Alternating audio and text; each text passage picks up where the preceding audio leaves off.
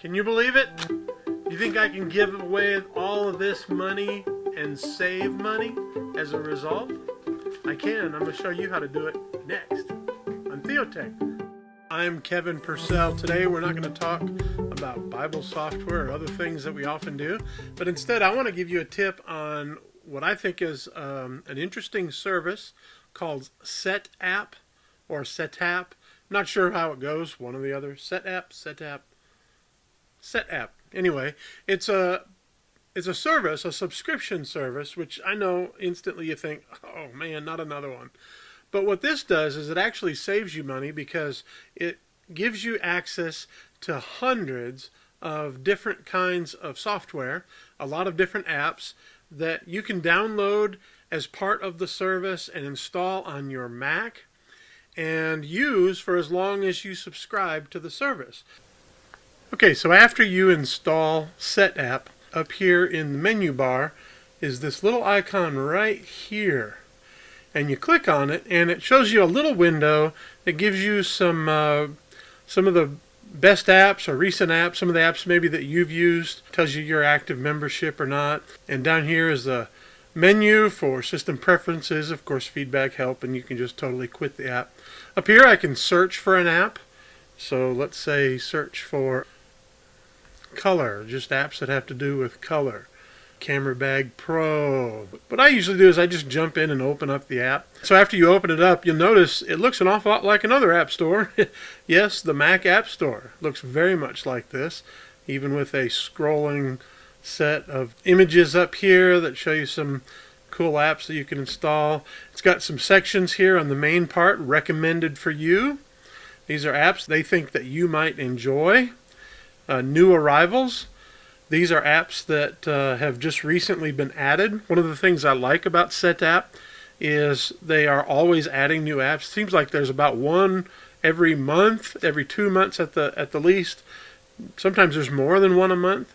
And then there's recently updated. These are apps that the developer has recently updated.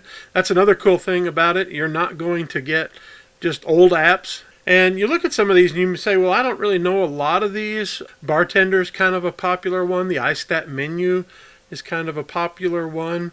If you watch Leo Laporte on his Mac Break Weekly show, he just recently talked about CleanShot X. So there's some cool apps on here that you might find useful. Over here in this side, the left-hand side, it's got your favorites. The way you favorite an app, notice this little heart.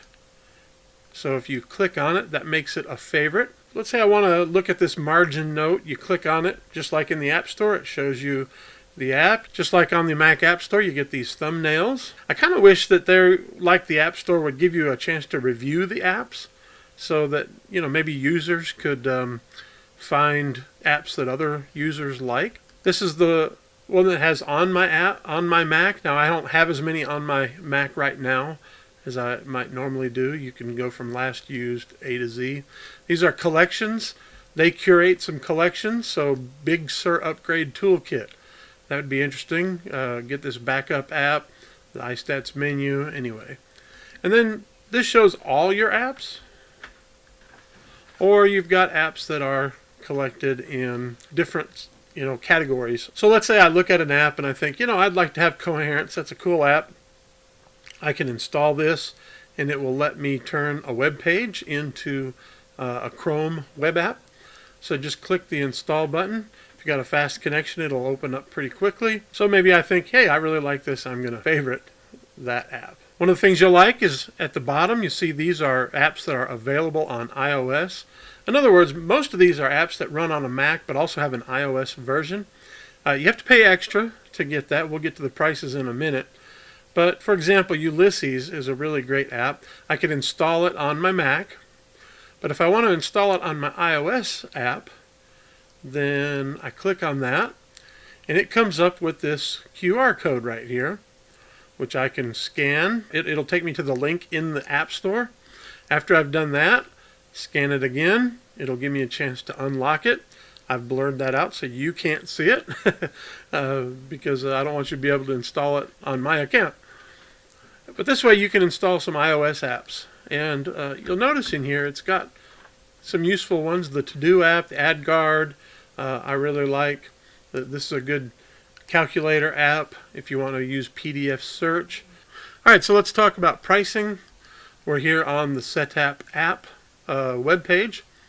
You notice the pricing, you can either go for a monthly price, which is $9.99 a month, or you can pay annually, which is $8.99 a month. I don't know why they don't tell me $8.99. Tell me the full 1 year price. How much is my credit card going to get deducted if I paid for this right now? Anyway, there's a family plan, lets you use it on up to 4 computers. Sadly, it's all Macs.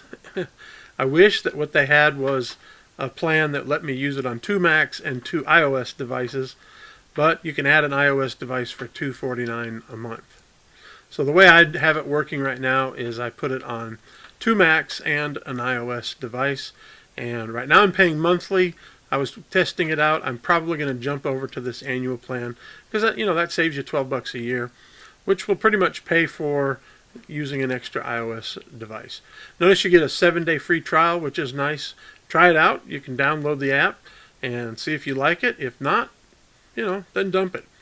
I personally like it. What you got to do is you got to factor in, okay, how much are all these apps that I'm using, how much are they all going to cost me if I just paid for them individually? So for example, I really like the Clean My Mac app, which I think is like $50 or $60 a year if you get that. Ulysses is pretty expensive. I like Downy, which is a really great app. I think it's like $20, maybe straight up, or it's a year, I don't remember.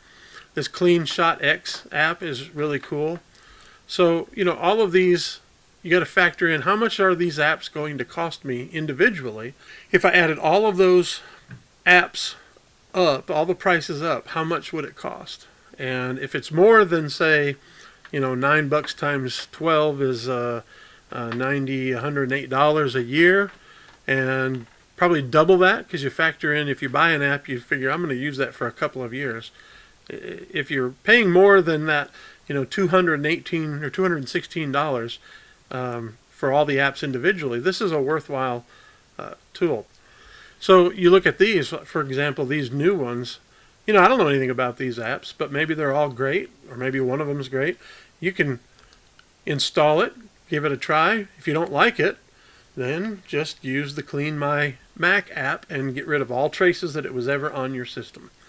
And that could become a really excellent way for you to try out some new apps. You can install every one of these apps if you've got enough hard drive space and use all of them, and all for $9.99 a month, or $8.99 if you pay for the annual fee, which is $108. Hey, but thanks for watching this one. You know what to do. I'd really love it if you'd hit that like button. That'll help me out a lot. Also, if you subscribe, I'm really trying to get my subscription numbers up as we're kind of just relaunching this channel, and it'd be really helpful also if maybe you let people know about it. We'd love for others to come in